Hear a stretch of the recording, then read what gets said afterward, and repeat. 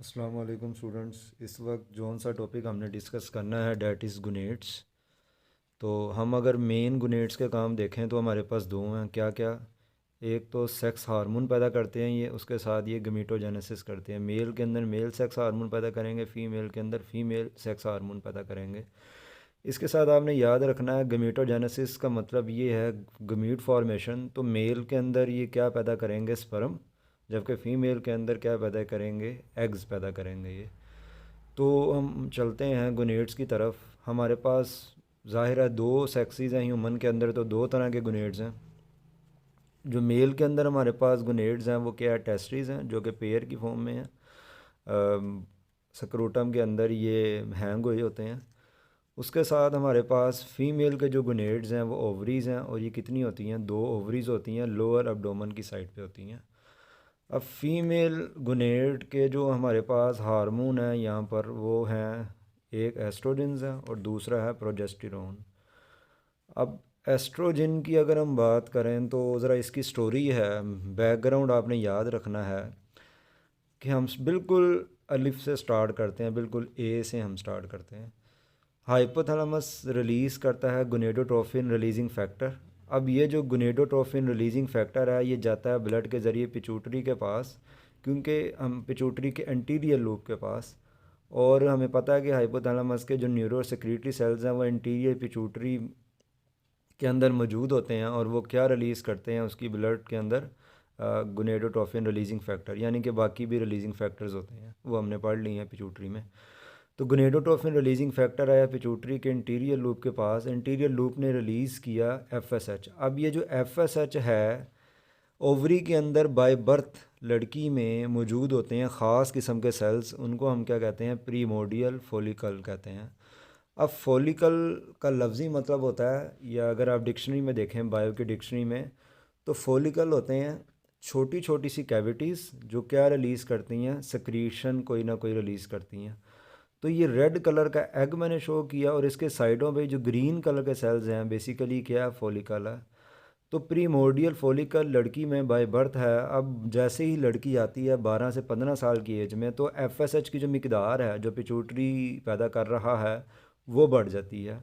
जब एफएसएच की मकदार बढ़ती है 12 से 15 साल की एज में, तो हर महीने यानी कि 28 दिन में एक जो हमारे पास एग है वो लड़की में पैदा होना, उसका रिप्रोडक्टिव साइकिल होता है। तो प्रीमोर्डियल फॉलिकल जो है उसका जो एग है एफएसएच के ज़ेरे असर वो बड़ा होता है। और उसके साथ साथ आप अगर नोट करें तो फॉलिकल सेल्स की जो लेयर है वो भी मोटी होती जा रही है।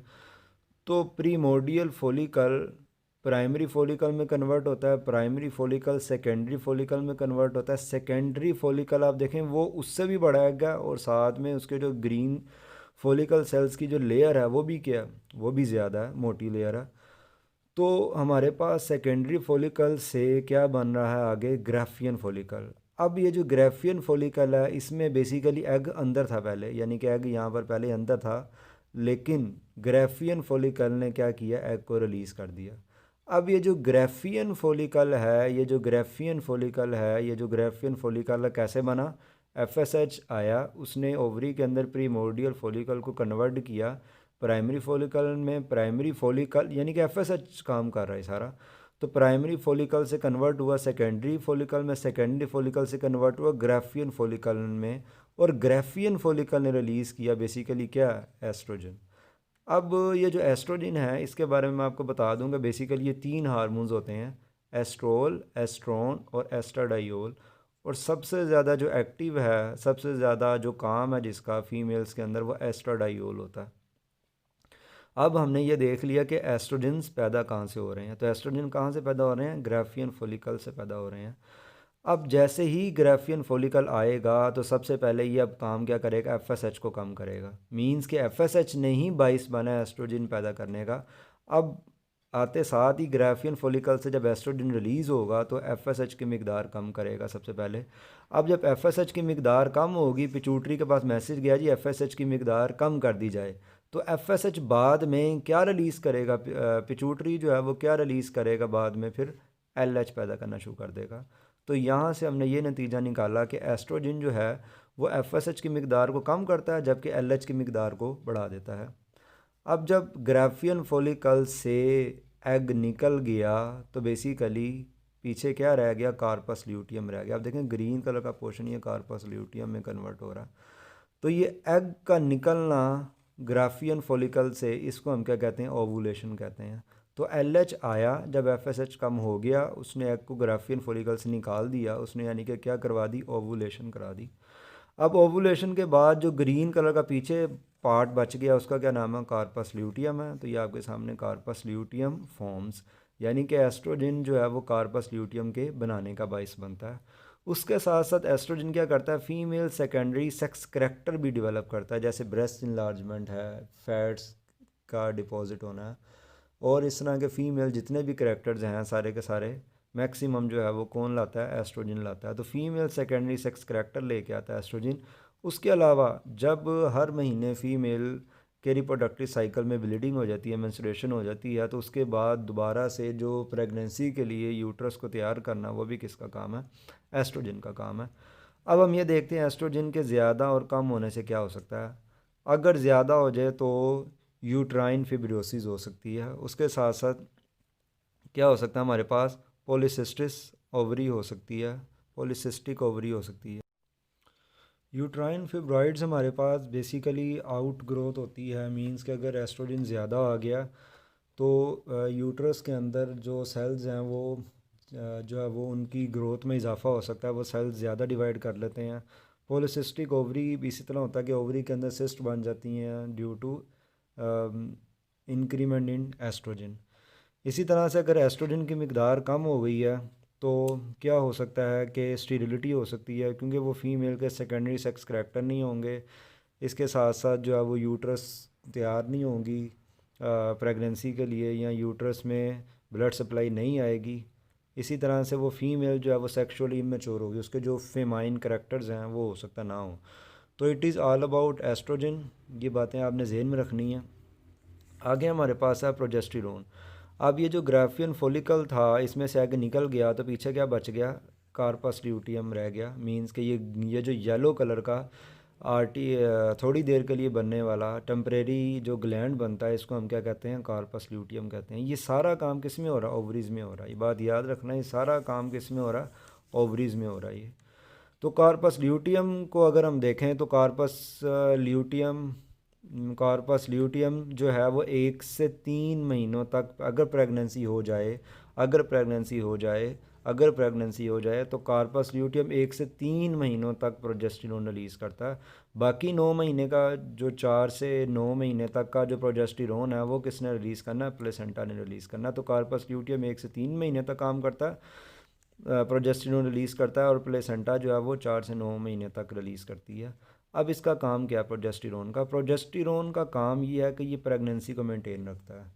मींस कि कोई फीमेल एक दफ़ा प्रेग्नेंट अगर हो गई है तो उसकी प्रेगनेंसी 9 महीनों तक लेके जाना किसका काम है, प्रोजेस्टेरोन का काम है। इसी तरह से ये जब प्रेगनेंसी हो जाती है तो मज़ीद यूट्रस के अंदर ब्लड सप्लाई बढ़ाता है, ताकि न्यू बॉर्न जो डेवलपिंग बेबी है, न्यू डेवलपिंग बेबी उसको मैक्सिमम जो है उसको न्यूट्रिएंट्स और उसको सपोर्ट दी जाए।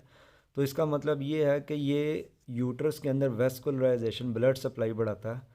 इसके साथ साथ ये क्या करता है, मज़ीद देखें ना, अभी हमने पढ़ा है कि ये जो एफ एस एच है ये क्या कर रहा है, प्रीमोडियल फॉलिकल से एग रिलीज़ करने का बाइस बन रहा है। तो इसका मतलब है कि अगर ये सारा पाथवे रोक दिया जाए, तो अगर फीमेल प्रेग्नेंट है तो ये सारा पाथवे रोक दिया जाए तो मज़ीद एग जो हैं वो रिलीज़ नहीं होंगे।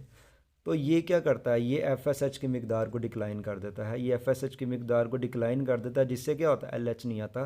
क्योंकि आप नोट करें एफ एस एच से ही जो है वो कौन आ रहा था, एल एच आ रहा था। मीन्स कि एफ एस एच पहले आया, एस्ट्रोजन ने इसको कम किया, एस्ट्रोजन के कम होने से मैसेज गया पिट्यूटरी को कि एल एच रिलीज़ करो।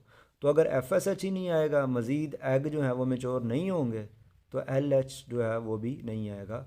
तो प्रोजेस्टेरोन का एफ एस एच के साथ और एल एच के साथ क्या है, नेगेटिव फीडबैक है। अब हम ये देखते हैं कि प्रोजेस्टेरोन अगर कम हो जाए तो फिर क्या होगा, मिसकैरेज हो सकता है, क्योंकि प्रेगनेंसी मेंटेन ही उसने करनी है, तो प्रेगनेंसी नहीं होगी। अगर प्रोजेस्टेरोन नहीं होगा तो प्रेगनेंसी आगे नहीं चलेगी, मींस के मिसकैरेज भी हो सकता है, प्री मैच्योर बर्थ भी हो सकती है अगर प्रेगनेंसी के दौरान प्रोजेस्टेरोन की मकदार कम हो जाए तो प्री मैच्योर बर्थ या फिर मिसकैरेज और बेबी स्टिल बर्थ ऐसे भी हो सकता है।